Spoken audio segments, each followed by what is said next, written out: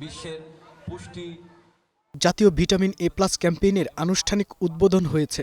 শনিবার সকালে শিশুদের ভিটামিন এ ক্যাপসুল খাইয়ে ক্যাম্পেইনের উদ্বোধন করেন স্বাস্থ্যমন্ত্রী ডাক্তার সামন্ত লাল সেন। সারা দেশে সকাল থেকে শুরু হয়ে বিকেল 4টা পর্যন্ত চলে এ কার্যক্রম।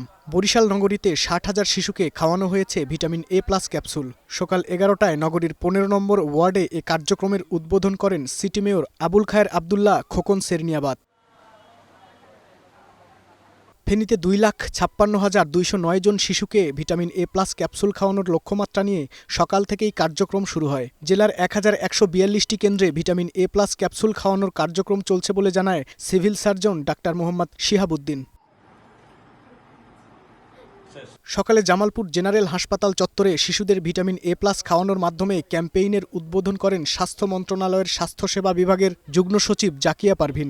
জামালপুরে 3,36,815 জন শিশুকে ভিটামিন এ প্লাস ক্যাপসুল খাওয়ানো হয়।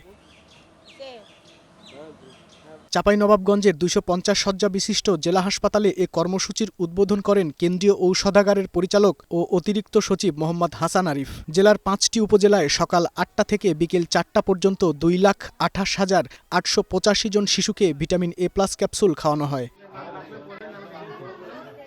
নওগাঁ শহরের উকিলপাড়ায় মা ও শিশু কল্যাণ কেন্দ্রে শিশুদের ভিটামিন এ প্লাস ক্যাপসুল খাইয়ে এই ক্যাম্পেইনের উদ্বোধন করেন অতিরিক্ত জেলা প্রশাসক আব্দুল করিম। জেলার 3,46,833 জন শিশুকে ভিটামিন এ ক্যাপসুল খাওয়ানো হবে।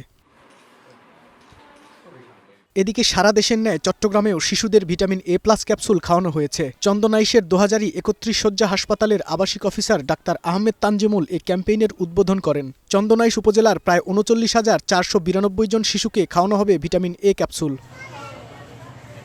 Global television news desk.